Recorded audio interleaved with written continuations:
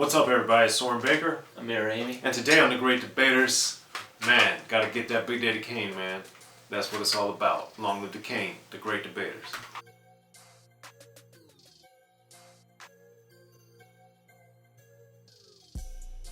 Alright, Amir, so today on The Great Debaters, we are talking about Long Live the Kane. Big Daddy Kane's debut album came out in 1988. In my opinion, and in reality, the best year in rap history. And I gotta give a special shout out.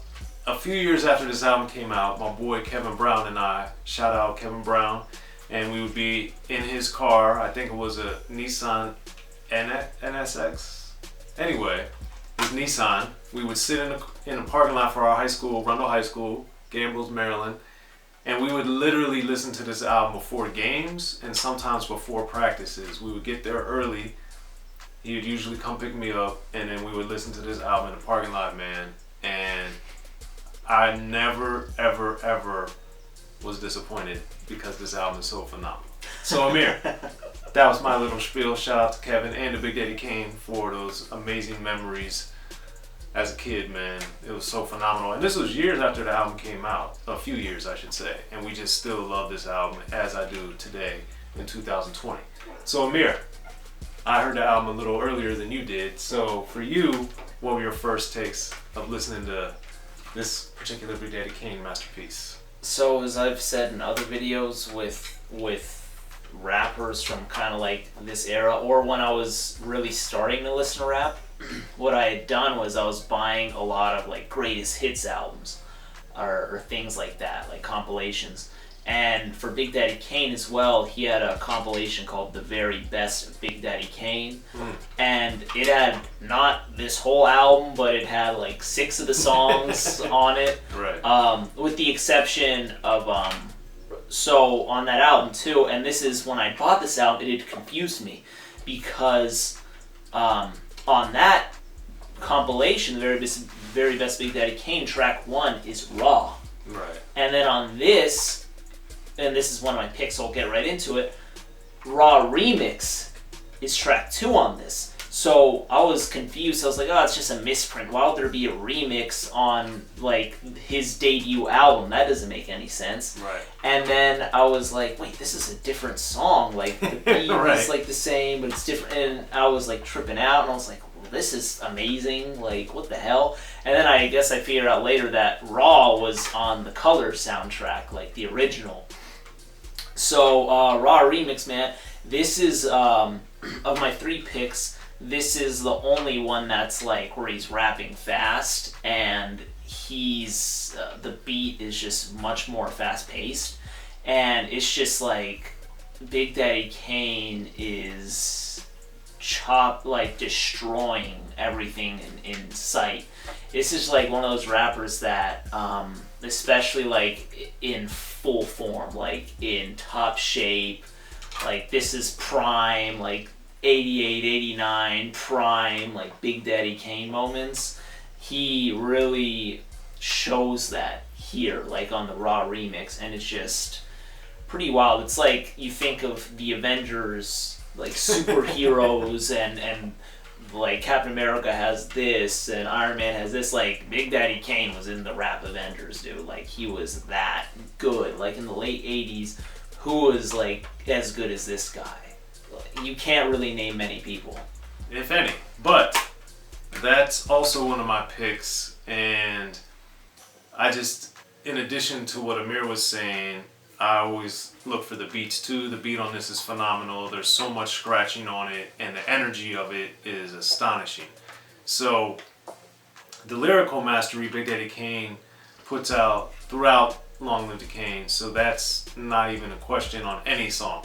But on Raw, it was just the power and the strength and the potency of his delivery, his style, and how the beat was coming in and out, and the scratch. It's just, the whole thing is astonishing. And then, Ready and Willin', it was just, he had so many like clever things in this song on top of the speed, the ferocity, and the veracity of everything he was saying. So it's too much, man. It's too much, Amir. That's both of our pick for one of the songs. What's number 2 for you? So literally like the same thing, man, like in terms of just crazy lyricism and a display of what he's capable of. We get the same stuff on Ain't No Half-Steppin', another one of my picks. This a lot slower than the sped up raw remix, but it's just like the lines he has on this. Like one of them, which is just this line is crazy to me, man. When he says pick a BC date because your history, it's like this guy, and we've also alluded in other videos how LL is one of those rappers who it's just like you can't hurt this guy's ego. He knows he's the best. Right. Like Big Daddy Kane also, he knows he's the best. Like these are people like you gotta show and prove to really even. To even get in the same conversation, to be in the same sentence as these people, right? Yeah. Like you're just a butter knife, I'm a machete. You know what I mean? Friday the 13th, I'm gonna play Jason. In every single line of this song, he's basically saying how he's option A and whoever else is option B, C, or D. He is at the top and anyone else is below. And literally, look at any line of the song. That he's like having punchline rap where it's not like. He's not using expletives. He's not doing anything that's really like in your face in a sense. Except when like, the pen hits the paper. You know, he's not doing anything where it's kind of like, wow, well, you know, he's cussing or being too forceful. He's really just being smooth, and it's just so much power in it. And I was telling Soren before we recorded this video, I was like, dude, I was trying to think of like some lines, and I'm like, literally, close your eyes and go like this in the song, and you'll just find an amazing line. Any line. It's like any line. So, ain't no half-stepping, man. It has to be. And Amir highlighted some of the lines that I was going to talk about for different reasons than he did. Like the BC date because your history. For so long, I always thought he said DC. Because I'm from Maryland and right outside of DC. And I was just like, man, what is... I was always trying to figure out. And for some reason, I just never asked anybody. I don't know why. So when I figured it out a year or two later, I was like, oh my God, that's amazing. I just thought that was phenomenal. And then with the Friday the 13th, I'm going to play Jason. I got to shout out DJ Scratch because that's a famous part of his DJ routine. And I saw him do it live at the Capitol Center in Landover, Maryland, where he went under the turntables and came back up wearing the ski mask like Jason.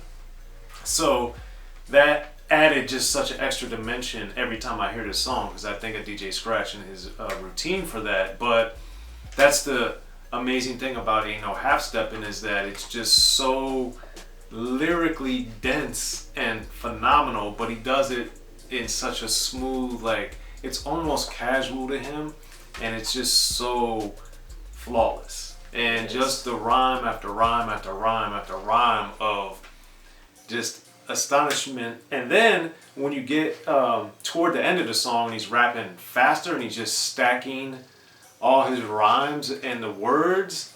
It's just, you know, the Paragrassy Manifest, which is later sampled by Gangster, of course.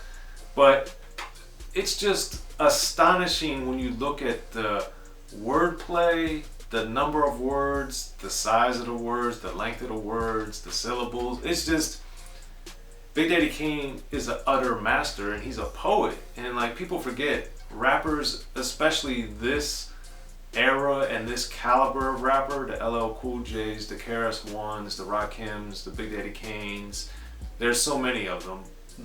They're poets, man. And Big Daddy Kane shows it throughout Long Live the Kane. And throughout a lot of his career, like this stuff, you could literally read these words and just be like, man, that's clever. Man, that's an awesome comparison. Man, that's a great reference. Man, how do you come up with that? Just time and time again. So Amir, we're agreeing on the first two, but I think we got different ones for the third. What's your third? Third one, I'll take you there. Another, like, they're all amazing, so I don't have to even use that word. But I think this is like very different. In terms of like how on the first two songs that we both picked, he's bragging a ton. His flow is just crazy. You know, it's just all these things. This is I'll Take You There. I feel like it's clearly like a world that is different than the world that we live in, and a world that he thinks is like the best or just like a great world to live in because fresh Gucci wear is only $5.99. It's like Utopia, basically. Exactly. And And I think just the imagery in it and just the positive lines that are throughout it are just very awesome. And I think there's also some very like just the imagery is crazy where he's saying you can leave your VCR on your porch because it won't get stolen. Right. And that's just like wild. Like you can't even picture that. Like everyone's got alarms, they got ring systems, they got double locks, you know, all this stuff. They have gates, and it's like this is a world where you can leave your VCR on the porch. This is a world where crack ain't nothing but a hole in the wall, which to me, especially like in the late 80s, that's like just such a powerful line if you caught it when you heard it, because we all know what was going on with the crack epidemic. So it was just, I think that song was great. He even mentioned Ethiopians eating at Red Lobster free. Like, it was a very positive song, and I think also the way, not only like just some make-believe like utopia, right, but it was all just cleverly put, and I think the metaphors that he used were just great and exceptional. So that's one of my picks. I agree wholeheartedly, man. This is a song that I always enjoyed, and it made me feel a sense of pride and happiness to hear this song, because even at this time, rap had such a negative stigma, and to hear this song really showed that Big Daddy Kane, like a lot of other artists, but Big Daddy Kane in particular, was really thinking about these bigger things and how to make the world better. And he had these aspirational things, and getting to talk to him several times over the years and like getting to know his thought process, this is all, from what I can tell, is very genuine. Like, he wishes these things, and this wasn't something that he just did to be cool or something. Like, he really thought this, and that to me was even more impressive, that this was not a type of song that would have been like, oh man, did you hear Big Daddy Kane? I'll take you there. Like, this was in an era when the rappers were trying to show that they were the best and the hardest and the coolest and the, you know, the wordplay and all that. And this song has all of that, but it's just delivered in a context of positivity, which I think is amazing and I really appreciate and endorse. Now, my third selection doesn't do that, which is Set It Off. So this song is back to like raw. Raw, yeah. You know, it's just Big Daddy Kane letting people have it. Yeah. Like, he is not to be messed with, and the way he just flows, delivers, and how he makes these type of songs, which are the braggadocio, I'm going for your throat type of song, and just make them so crazy and listenable at the same time. It's just crazy. And I, like with Raw, I love the scratching, I love the forcefulness of it, I love the speed and the energy of the song and the sound and the vibe of it. And Set It Off, man, it just, you know, of course there was the famous movie with that name later, and it's just amazing, man. And Big Daddy Kane is just, he's astonishing, man, and one of the all-time masters. That's So those are my 3 picks. You guys got Amir's 3 picks. Hit us up in the comment section, and be sure to like, subscribe, and share to Unique Access and to Rapping and Snacking, and let us know what you guys think. Big Daddy Kane, long live the Kane. 88, time to set it straight. Great debaters, y'all.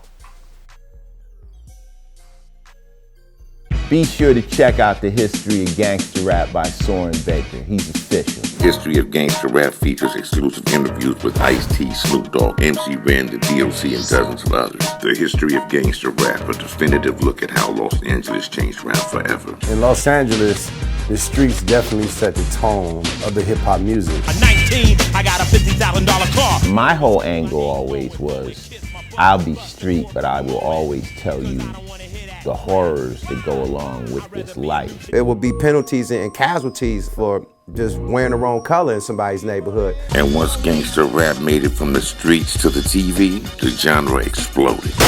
What's that 5 on your TV back with NWA? Yo MTV, it just catapulted us from being local heroes to national gangbang rappers. The History of Gangster Rap discusses it all from 1980 up till today. It's always gonna be shit happening in the streets. You know what I mean? So it's always gonna be something to talk about. The History of Gangster Rap in stores now.